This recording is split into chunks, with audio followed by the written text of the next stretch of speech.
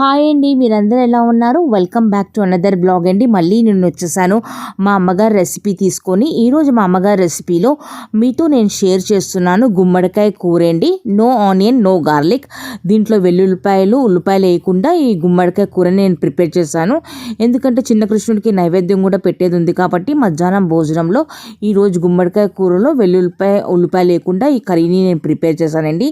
Stay tune to my channel. చూడండి ఈరోజు నేను గుమ్మడికాయ కర్రీ నేను ఎలా ప్రిపేర్ చేస్తున్నాను. గుమ్మడికాయ కూర ప్రిపేర్ చేయడానికి ఆల్రెడీ స్టవ్ పైన మూకుల్లో నూనె వేసి వేడవడానికి పెట్టానండి. నూనె కొద్ది వేడైన తర్వాత ఇప్పుడు మీకు తాలింపు చూపెడుతున్నాను కదా ప్లేట్లో. ఆవాలు, జీలకర్ర, సోంపు, మెంతులు, ఇంకా ఎండుమిరపకాయలేండి. ఇప్పుడు ఈ తాలింపు ఉంది కదా, మంచిగా ద్వారగా కొద్ది కలర్ చేంజ్ అయ్యేంత వరకు మంచిగా మనం కొద్దిగా ఫ్రై చేసుకుందాము. మెంతులు కొద్ది మంచిగా ఫ్రై అయ్యి కొద్ది కలర్ చేంజ్ అయ్యేంత వరకు ఫ్రై చేసుకోవాలండి. ఇప్పుడు చూసారు కదా, ఇవన్నీ కొద్ది మంచిగా ఇక్కడ ద్వారగా కలర్ చేంజ్ అయిపోయింది కదా.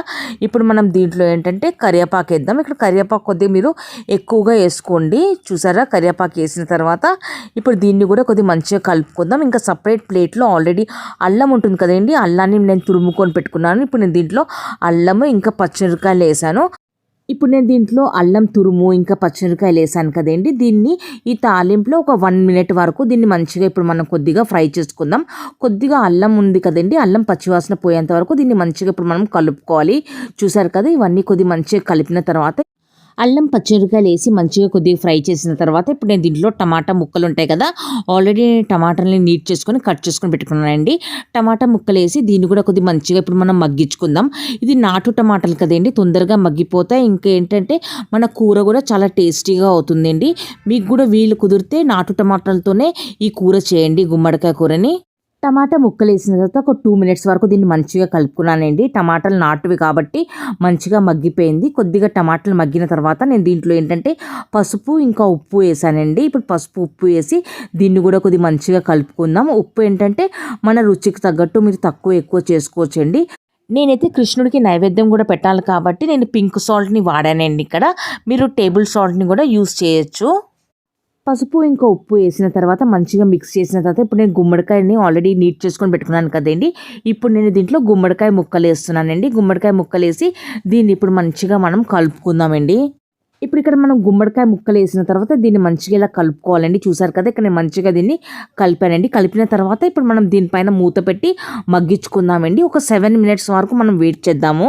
ఇప్పుడు ఇక్కడ 7 minutes తర్వాత ఇక్కడ మీకు మూత విప్పి నేను చూపెడుతున్నానండి. దీంట్లో నేను సపరేట్గా ఏం వాటర్ ఉంటుంది కదా, మంచినీళ్ళేం నేను యాడ్ చేయలేదండి. ఇక్కడ ఈ నాటు టమాటాలు కాబట్టి ఈ కూర నాటు టమాటాలోనే ఈ గుమ్మడికాయ మంచిగా మగ్గిపోతుందండి. ఇప్పుడు మంచిగా దీన్ని ఫ్లిప్ చేస్తూ మంచిగా నేను కలిపానండి. కలిపిన తర్వాత ఇంకా కొద్దిగా మగ్గాలి కాబట్టి గుమ్మడికాయ మళ్ళీ ఒక సెకండ్ టైం దీనిపైన మనం ఇప్పుడు మూత పెట్టి మళ్ళీ 7 minutes వరకు మళ్ళీ మగ్గించుకుందామండి. ఇప్పుడు ఇక్కడ 7 minutes అవ్వడానికి వచ్చిందండి. సెకండ్ టైం ఇక్కడ మీకు గుమ్మడికాయ కూర ఉంది కదా, దాని మూత విప్పి నేను ఇక్కడ మీకు చూపెడుతున్నాను. ఇప్పుడు మీకు కలిపి కూడా చూపెడతాను. కూర ఉంది కదండి, ఇక్కడ మంచిగా మగ్గిపోయింది. చూసారు కదా, కూర కూడా కొద్దిగా దగ్గరికి అయిపోయింది. ఇంకా కూర మంచిగా మగ్గిపోయింది.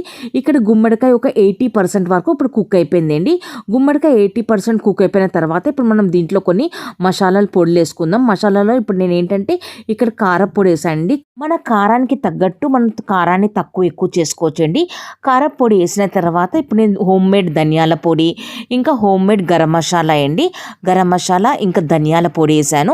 ఇప్పుడు దీన్ని మంచిగా ఫ్లిప్ చేస్తూ ఒక 1 minute వరకు మంచిగా దీన్ని మనం కలుపుకుందామండి. ఇప్పుడు చూసారు కదా, ఇక్కడ నేను ఫ్లిప్ చేస్తూ మంచిగా దీన్ని నేను కలిపానండి. కలిపిన తర్వాత ఇప్పుడు నేను దీంట్లో ఏంటంటే ఆమ్చూర్ పౌడర్ ఉంటుంది కదండి, డ్రై మ్యాంగో పౌడర్ ఉంటుంది కదా, డ్రై మ్యాంగో పౌడర్ని నేను వేసానండి.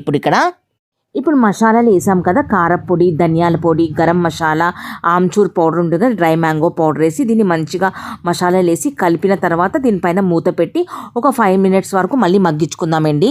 ఇప్పుడు ఈ కూర కొద్దిగా మగ్గేలోపు ఇక్కడ బెల్లం ఉంది కదా, బెల్లాన్ని కొద్దిగా మనం తురుముకుందామండి. ఇప్పుడు ఇక్కడ చూసారు కదండి, 5 minutes తర్వాత ఇక్కడ మళ్ళీ మీకు మూత విప్పి నేను చూపెడుతున్నాను.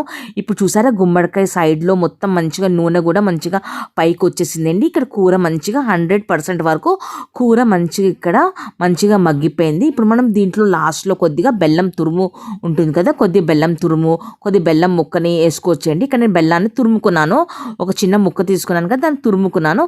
ఇప్పుడు బెల్లం ముక్క వేసి దీన్ని కూడా కొద్దిగా మంచిగా ఇప్పుడు మనం కలుపుకుందాము. ఇప్పుడు బెల్లం తురిమేసిన తర్వాత మంచిగా దీన్ని కూడా ఫ్లిప్ చేస్తూ మంచిగా ఇప్పుడు మనం కలుపుకుందామండి. ఇప్పుడు మూత పెట్టకుండా మళ్ళీ ఒక 3 మినిట్స్ వరకు దీన్ని మంచిగా ఇప్పుడు ఫ్లిప్ చేస్తూ మంచిగా ఇక్కడ మనం కలుపుకుందాము.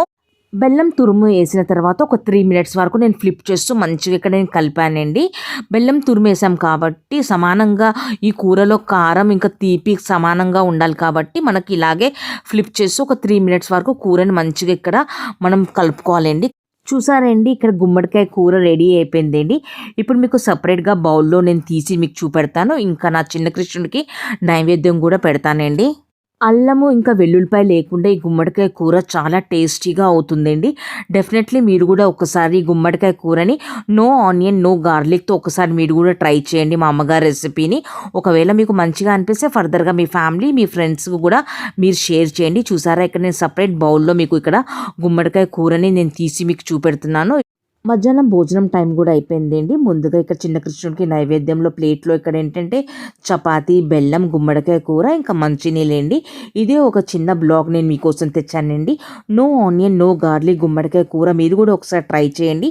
ఒకవేళ కొత్త వాళ్ళైతే ప్లీజ్ నా ఛానల్కి సబ్స్క్రైబ్ చేసుకోవడం మర్చిపోవద్దు. మళ్ళీ కలుద్దాం మా అమ్మగారి రెసిపీతో ఇంకా ఏదైనా మినీ బ్లాగ్తో లాంగ్ వీడియోస్తో. థ్యాంక్ యూ వెరీ మచ్ మీ సపోర్ట్ కోసం అండి. Thank you once again.